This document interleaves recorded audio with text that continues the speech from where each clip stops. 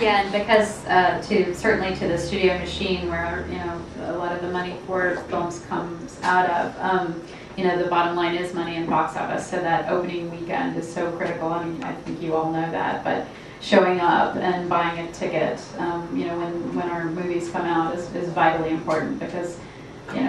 Once upon a time, even a film like My Big Fat Greek Wedding, it would never, if it were released this year, make the kind of money it did just a few years ago because that film was allowed to stay in the theater. So people, it spread word of mouth, oh, go see this, it's a lot of fun.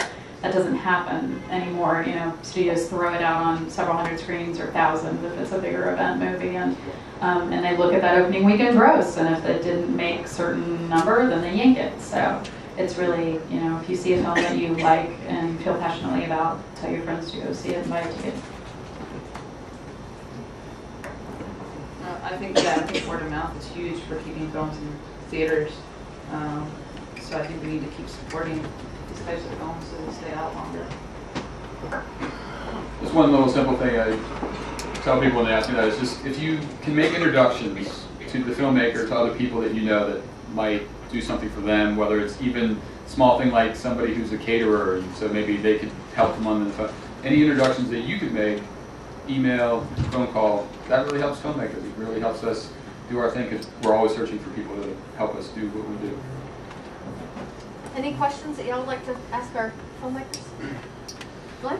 Yeah, first off, thank you very much in your films and stuff like that. I'm so appreciative that there's finally some more gay films that are out there. I wish they were just more mainstream so people would see. But my question is a little bit political, and that is, right now we're going through a lot of things with can't seem to get hate crimes or end the non-discrimination or gay adoption, especially in this state.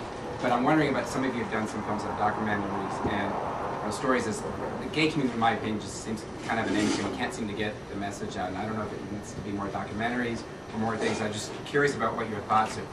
We need to have more of those out there. I just saying, like on Logo this morning, they were doing a whole thing about Harvey Milk, and they were doing a thing about kind of where we were politically. But unfortunately, it's a small audience. So just your thoughts about if we need more thoughts on more political stuff. Well, absolutely. I saw a film.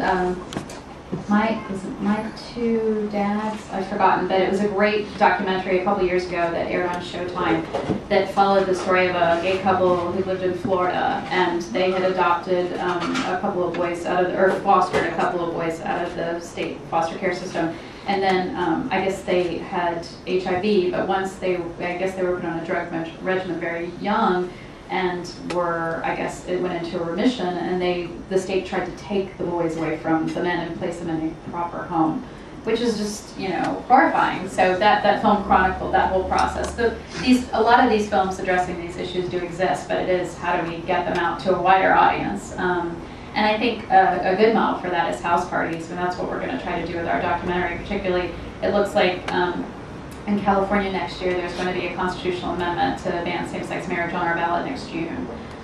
So we're hoping to get the film out there, friends and family, have people over, your neighbors, and talk about it. It's word of mouth, changing hearts and minds that way. Other questions? Yes. This sort of came up at a different panel about that gay cinema is starting to exploit itself. The examples given were another gay movie, Hellbent, on video were two of the top videos of the year, and Larry and Chuck get married, which GLAAD endorsed. And it's like, is this exploitation going to help us or pigeonhole the queer cinema? Well, I have my 2 cents on Chuck and Larry. I wanted to do a personal picket because, it's ridiculous. It's spreading disinformation. For one, you can't even there's no domestic partnership in New York, and people don't realize that, so the studio is kind of putting out the wrong message. These guys can't get married, they can't even have a civil union or domestic partnership so far. So, and I think we really do need to educate people. They need to understand. And with this film, this issue as well, I think people are like, oh, since we've been talking about it for almost 4 years now, since 2004, with same-sex marriage, people are like, becoming a little bit apathetic about it. Like, oh, that's old news, and it's still very much an important, because California's not the only state who's probably going to have constitutional amendment on the ballot next year. There are 9 to 11 in the works, which would bring the total, if they all pass, up to 37 of the 50 states with amendments banning marriage, which is, it's quite something. It's very sobering, so. Anybody else I'm gonna want rant to about Chuck and Larry. Don't get us started.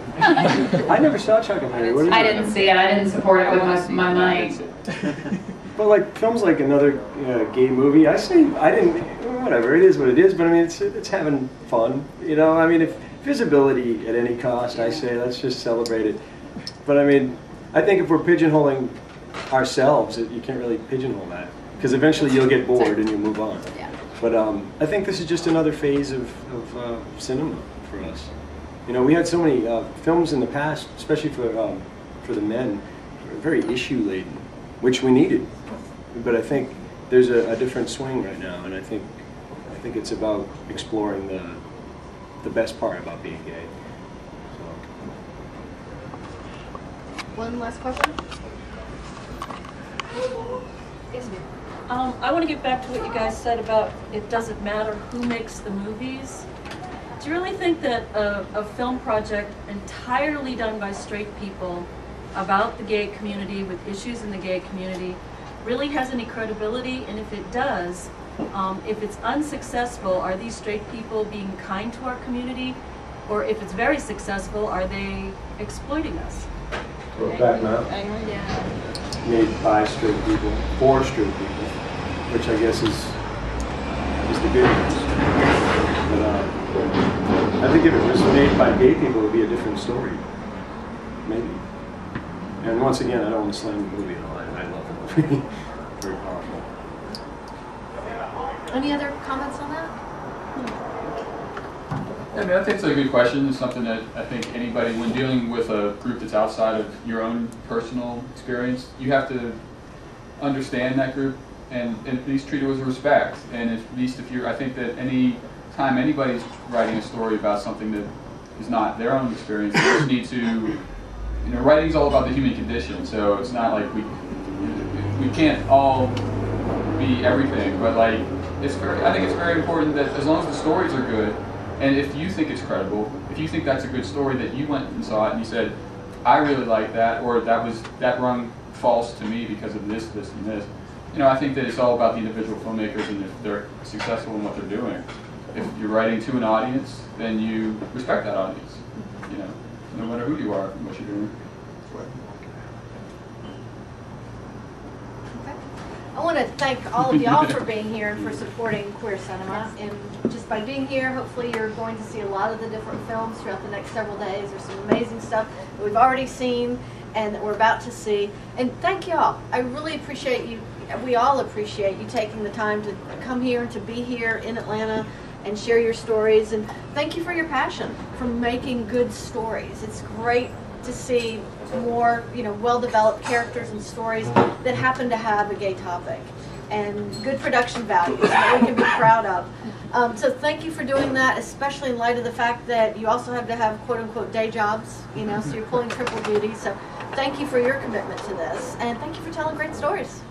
Thank you. Thank you, Cindy. And I want to say thank you to Image and Out on Film. We've really done a great job, and it's been a great experience. And thank you all for coming out and supporting. Thanks. Thanks. Dan Bork, Red Brands, on your way